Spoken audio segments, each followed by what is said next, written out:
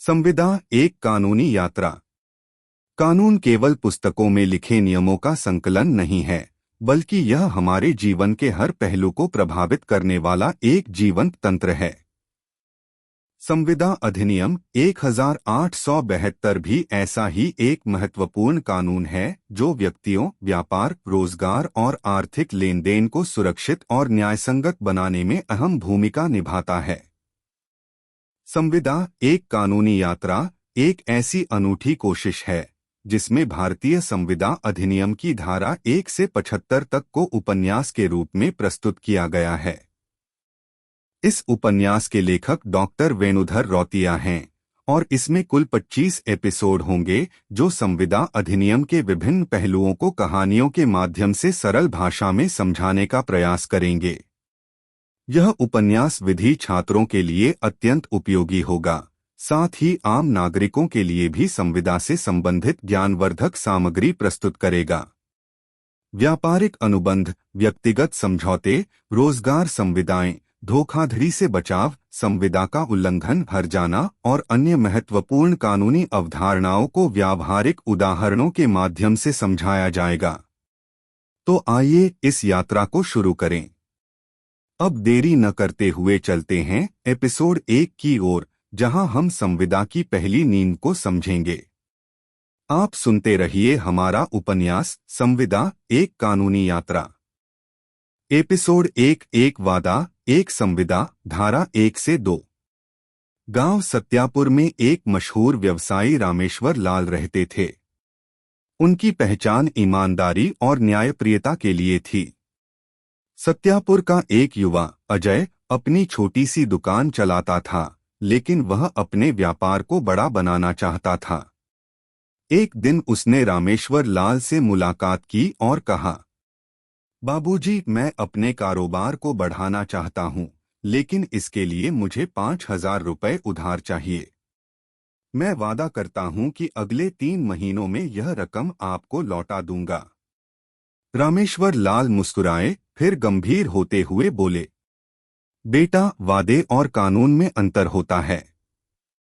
क्या तुम जानते हो कि जो तुम कह रहे हो वह एक संविदा कॉन्ट्रैक्ट बन सकती है? अजय ने सिर हिलाया, लेकिन उसके चेहरे पर संदेह झलक रहा था। तभी गांव के बुजुर्ग वकील श्रीकांत पांडे वहां आ गए। उन्होंने बातचीत सुनी और बोले, अजय, भारतीय संविदा अधिनियम 1872 के तहत तुम्हारा प्रस्ताव और रामेश्वर लाल जी की स्वीकृति एक संविदा हो सकती है, लेकिन इसके लिए कुछ कानूनी तत्व पूरे होने चाहिए। संविदा अधिनियम की धारा 1 कानून की वैधता। श्रीकांत पांडे समझाने लगे। धारा 1 के अनुसार यह अधिनियम पूरे भारत में लागू होता है और संविदाओं को नियंत्रित करता है। अगर कोई दो पक्ष किसी कानूनी रूप से बाध्यकारी समझौते को स्वीकार करते हैं तो वह संविदा कहलाती है। अजय ने चकित होकर पूछा, इसका मतलब यह है कि अगर मैं पैसे लेने का वादा करता हूं और बाद में लौटाने से मना कर दूं तो यह कानूनन गलत होगा? रामेश्वर लाल हंसते हुए बोले, बिल्कुल, लेकिन संविदा को वैध बनाने के लिए केवल वादा करना पर्याप्त नहीं है, इसमें कुछ आवश्यक तत्व भी होने चाहिए। संविदा अधिनियम की धारा 2 परिभाषाएं और आवश्यक तत्व। श्रीकांत पांडे ने समझाया, धारा 2 के तहत एक संविदा को कानूनी रूप से वैध बनाने के लिए निम्नलिखित तत्व आवश्यक हैं। प्रस्ताव ऑफर, जब एक व्यक्ति जैसे अजय किसी अन्य व्यक्ति जैसे रामेश्वर लाल को कोई शर्त रखता है तो इसे प्रस्ताव कहते हैं। स्वीकृति एक्सेप्टेंस, जब दूसरा पक्ष प्रस्ताव को मान लेता है तो यह स्वीकृति कहलाती है। प्रतिफल कंसिडरेशन, इसमें दोनों पक्षों के बीच कोई मूल्य, पैसा, वस्तु या सेवा होना चाहिए। कानूनी वैधता, लॉफुल ऑब्जेक्ट अग्रीमेंट, जो समझौता किया जा रहा है वह कानून के अनुरूप होना चाहिए। समझदारी कॉम्पिटेंसी, दोनों पक्ष मानसिक और कानूनी रूप से सक्षम होने चाहिए। क्या अजय और रामेश्वर लाल की बातचीत एक संविदा थी? अब सवाल यह था कि क्या अजय और रामेश्वर लाल की यह बातचीत एक संविदा बन सकती थी। श्रीकांत पांडे बोले, अभी यह केवल एक प्रस्ताव ऑफर है। जब तक रामेश्वर लाल इसे स्वीकार एक्सेप्टेंस नहीं करते और इसमें प्रतिफल कंसिडरेशन तय नहीं होता, तब तक इसे संविदा नहीं कहा जा सकता। रामेश्वर लाल मुस्कुराए और बोले, बेटा, अगर मैं तुम्हें उधार दूं तो मैं एक दस्तावेज पर हस्ताक्षर करवाऊंगा जिसमें यह लिखा होगा कि तुम इसे समय पर लौटाओगे। यह संविदा कहलाएगी। अजय ने सिर हिलाया और बोला, अब मैं समझ गया कि केवल वादा करना और कानूनी संविदा में बहुत अंतर होता है। अध्याय समाप्त। अगले एपिसोड में इस तरह भारतीय संविदा अधिनियम की पहली 2 धाराओं का सार सत्यापुर की इस कहानी के माध्यम से स्पष्ट हुआ। अगले एपिसोड में एपिसोड 2 प्रस्ताव और स्वीकृति धारा 3 से 10, जहां हम देखेंगे कि कैसे अजय अपने दोस्त रोहन से एक नया व्यापार शुरू करने के लिए प्रस्ताव रखता है और कानूनन सही स्वीकृति एक्सेप्टेंस के नियमों को समझेगा। एपिसोड 2 प्रस्ताव एक नए सफर की शुरुआत। गांव के पंचायत भवन में आज असामान्य चहल पहल थी। चौधरी रामलाल, जो गांव के मुखिया थे, अपनी कुर्सी पर बैठे थे और उनके सामने थे युवा वकील अभय प्रकाश। गांव के 2 व्यक्ति मोहनलाल और रवि एक विवाद को लेकर पंचायत में पहुंचे थे। तो बताइए, मामला क्या है? अभय प्रकाश ने गंभीरता से पूछा। मोहनलाल ने एक दस्तावेज निकालते हुए कहा, पंचायत जी, यह देखिए, यह हमारी आपसी सहमति का एक लिखित दस्तावेज है। मैंने रवि को अपनी बैलगाड़ी बेचने का प्रस्ताव दिया था, जिसे इसने मान लिया था। लेकिन अब यह कह रहा है कि मैंने कोई प्रस्ताव ही नहीं दिया। रवि ने जल्दी से सफाई दी, अरे नहीं, ऐसा नहीं है।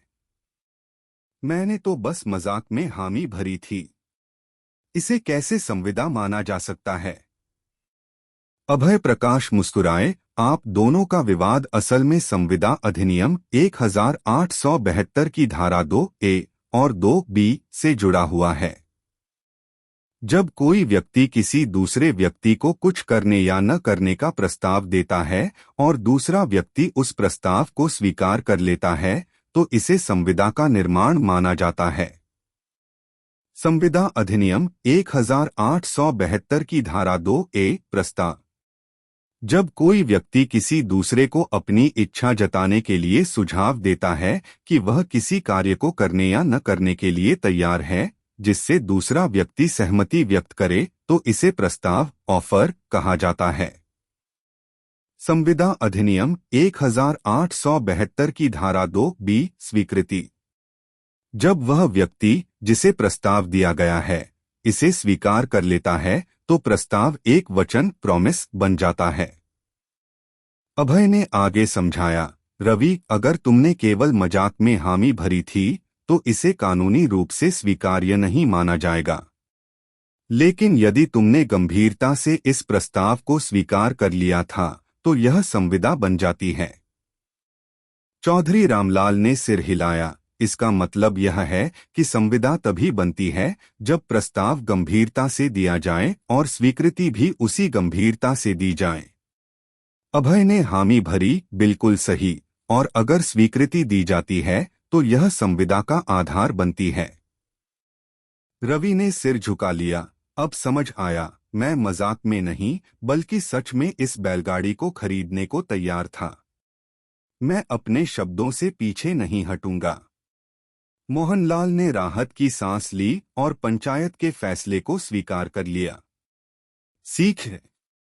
इस कहानी से हमें यह सीख मिलती है कि किसी भी प्रस्ताव और स्वीकृति को गंभीरता से लेना चाहिए, क्योंकि यह एक कानूनी अनुबंध का रूप ले सकता है। किसी भी समझौते को करने से पहले उसके कानूनी पहलुओं को समझना आवश्यक है। अगले एपिसोड में प्रतिफल और संविदा की कानूनी वैधता। एपिसोड 3 प्रतिफल संविदा का स्तंभ। गांव में पिछले पंचायत का मामला अभी ठंडा भी नहीं हुआ था कि एक और विवाद पंचायत भवन में आ गया। इस बार मामला था गोपाल और सुमित का। गोपाल, जो एक बढ़ी था, उसने सुमित के लिए एक खूबसूरत लकड़ी की अलमारी बनाई थी। दोनों के बीच यह तय हुआ था कि सुमित अलमारी तैयार होने के बाद 5,000 रुपए देगा। लेकिन अब जब अलमारी बनकर तैयार थी, सुमित पैसे देने से मुकर रहा था। सुमित ने तर्क दिया, मैंने तो बस यूं ही कह दिया था कि अलमारी चाहिए, कोई संविदा थोड़ी की थी। गोपाल नाराज होकर बोला, तो क्या मैं यह अलमारी मुफ्त में बनाऊं? हमारी बात तय हुई थी कि तुम मुझे 5,000 रुपए दोगे।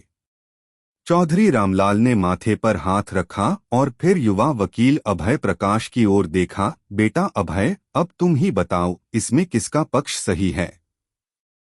संविदा अधिनियम 1872 की धारा 2D प्रतिफल कंसिडरेशन क्या है? अभय ने मुस्कुराते हुए कहा, यह मामला प्रतिफल से जुड़ा हुआ है।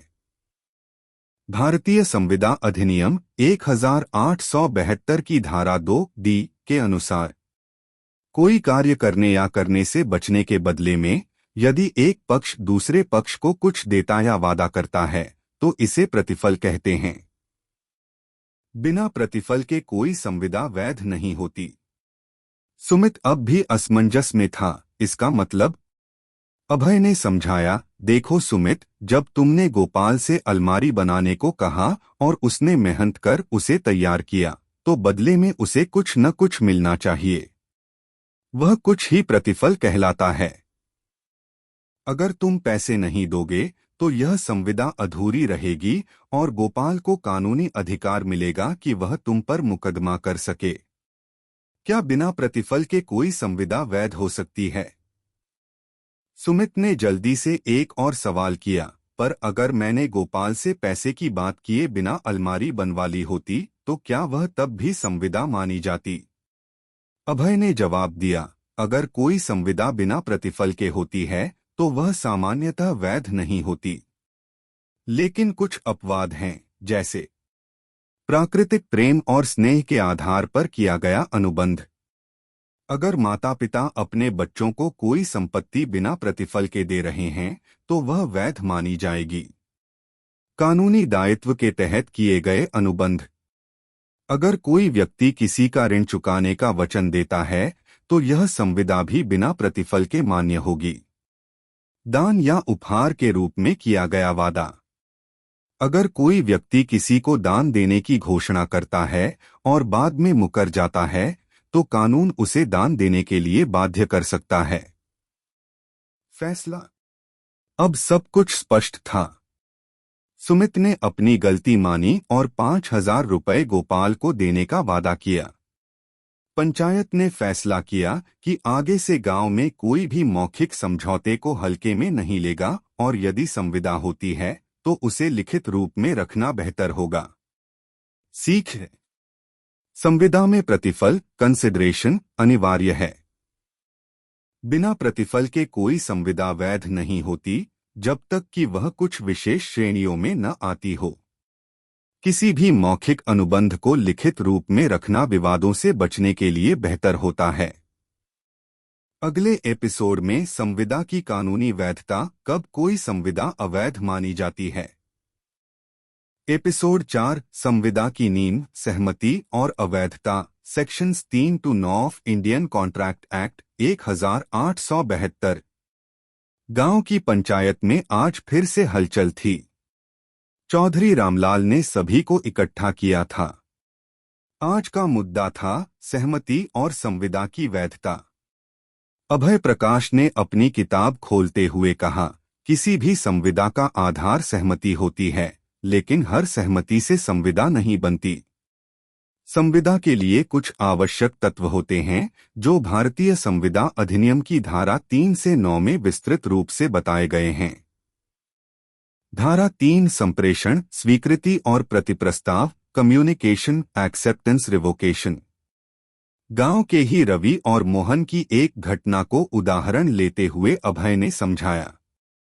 रवि ने मोहन को एक पत्र भेजा जिसमें उसने अपनी जमीन 2 लाख रुपए में बेचने की पेशकश की। मोहन ने इस प्रस्ताव को स्वीकार करने के लिए रवि को पत्र लिखा, लेकिन जब तक यह पत्र रवि तक पहुंचा, उसने पहले ही अपना मन बदल लिया था और जमीन किसी और को बेच दी थी। क्या अब भी यह संविदा मान्य होगी? अभय ने प्रश्न किया। उत्तर नहीं, क्योंकि धारा 3 कहती है कि जब तक स्वीकृति की सूचना प्रस्तावक को नहीं मिल जाती, तब तक संविदा पूरी नहीं मानी जाती। धारा 4 संप्रेषण की समाप्ति, completion of communication. Chaudhary Ramlal ने पूछा, अगर कोई प्रस्ताव मौखिक रूप से किया जाए तब क्या संविदा बन जाएगी? अभय ने जवाब दिया, हाँ, लेकिन मौखिक प्रस्ताव और स्वीकृति की पुष्टि करना मुश्किल हो सकता है। कानून कहता है कि प्रस्ताव तब पूर्ण माना जाता है जब वह प्रस्तावित व्यक्ति को ज्ञात हो जाए। स्वीकृति तब पूरी होती है जब प्रस्तावक को उसकी सूचना मिल जाती है। यानी अगर कोई स्वीकृति डाक में भेजी गई हो और प्रस्तावक ने उससे पहले प्रस्ताव वापस ले लिया हो तो संविदा अमान्य होगी। धारा 5 प्रस्ताव और स्वीकृति की समाप्ति, रिवोकेशन ऑफ ऑफर एक्सेप्टेंस। गांव के शंभू हलवाई को यह कानूनी बातें कुछ कठिन लग रही थीं। उन्होंने पूछा, अगर मैंने किसी को कोई चीज बेचने का प्रस्ताव दिया और 2 दिन बाद मेरा मन बदल गया, तो क्या मैं प्रस्ताव वापस ले सकता हूं? हाँ, प्रस्ताव तब तक वापस लिया जा सकता है जब तक कि वह स्वीकार न किया गया हो, लेकिन स्वीकृति को वापस नहीं लिया जा सकता यदि वह प्रस्तावक तक पहुंच चुकी हो। उदाहरण, रवि ने मोहन को 5,000 रुपए में अपनी गाय बेचने का प्रस्ताव दिया। मोहन ने तुरंत हाँ कह दिया और रवि को स्वीकृति भेज दी, लेकिन रवि का मन बदल गया और उसने सोचा कि वह गाय को 6,000 रुपए में बेचेगा। क्या रवि प्रस्ताव वापस ले सकता है? नहीं, क्योंकि स्वीकृति पहले ही रवि तक पहुंच चुकी थी। धारा 6 प्रस्ताव समाप्त होने के कारण, ways in which an offer can be revoked. Abhay ने बताया कि प्रस्ताव समाप्त होने के कुछ कारण होते हैं। एक, प्रस्ताव स्वीकार करने से पहले वापस ले लिया जाए। 2, प्रस्ताव को अस्वीकार कर दिया जाए। 3, स्वीकृति में देरी हो जाए। 4, प्रस्ताव करने वाला या स्वीकार करने वाला मर जाए। 5, किसी अवैध कार्य से संबंधित हो। धारा 7 स्वीकृति वैध कब होगी? Valid acceptance conditions. मोहन ने कहा, अगर मैंने प्रस्ताव को स्वीकार कर लिया लेकिन उसमें एक शर्त जोड़ दी तो क्या वह मान्य होगा? नहीं, अभय ने कहा। धारा 7 कहती है कि स्वीकृति 2 शर्तों के साथ होनी चाहिए। 1, बिना किसी शर्त के हो, अनकंडीशनल एक्सेप्टेंस। 2, प्रस्तावित तरीके से हो, एज पर ऑफर्स कंडीशंस। यदि प्रस्ताव में कहा गया है कि स्वीकृति पत्र द्वारा दी जानी चाहिए और प्रस्तावित व्यक्ति मौखिक रूप से हाँ कहता है, तो यह मान्य नहीं होगी। धारा 8 प्रदर्शन के माध्यम से स्वीकृति, एक्सेप्टेंस बाय कॉन्डक्ट। अब राजू धोबी ने एक सवाल पूछा, अगर मैं किसी के कहे बिना उसकी गाय को चारा खिलाने लगूं और बाद में वह मुझसे पैसे मांगे, तो क्या मैं भुगतान करने के लिए बाध्य हूं? हाँ, अगर किसी व्यक्ति का कार्य यह दर्शाता है कि उसने प्रस्ताव को स्वीकार कर लिया है, तो इसे संविदा माना जाएगा। धारा 9 मौखिक और व्यवहारिक संविदा, एक्सप्रेस इम्प्लाइड कॉन्ट्रैक्ट्स। संविदा 2 तरह से बनाई जा सकती है, अभय ने समझाया। एक्सप्रेस कॉन्ट्रैक्ट, स्पष्ट संविदा, जब प्रस्ताव और स्वीकृति शब्दों में लिखित या मौखिक व्यक्त किए जाएं। 2, इम्प्लाइड कॉन्ट्रैक्ट, निहित संविदा, जब प्रस्ताव और स्वीकृति व्यवहार या आचरण से प्रकट हों।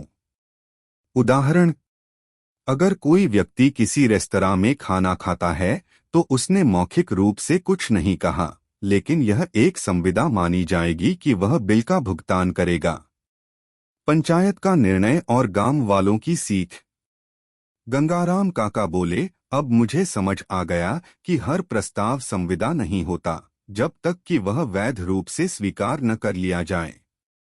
रामलाल चौधरी बोले, मतलब किसी भी करार को मानने से पहले यह देखना चाहिए कि वह कानूनी रूप से वैध है या नहीं। राजू धोबी ने मुस्कुराते हुए कहा, अब मैं समझ गया कि जब मैंने बिना पूछे किसी की गाय को चारा खिलाया तो मैंने अनजाने में एक संविदा बना ली। अभय प्रकाश ने कहा, संविदा सिर्फ कागज पर लिखे दस्तावेज नहीं होते, यह हमारे रोजमर्रा के जीवन में भी बनते और समाप्त होते रहते हैं। इसलिए हमें इन्हें समझना चाहिए ताकि हम अपने अधिकारों और कर्तव्यों को ठीक से निभा सकें। अगले एपिसोड में धारा 10 से 15 एक वैध संविदा के तत्व, सच्ची सहमति की परीक्षा।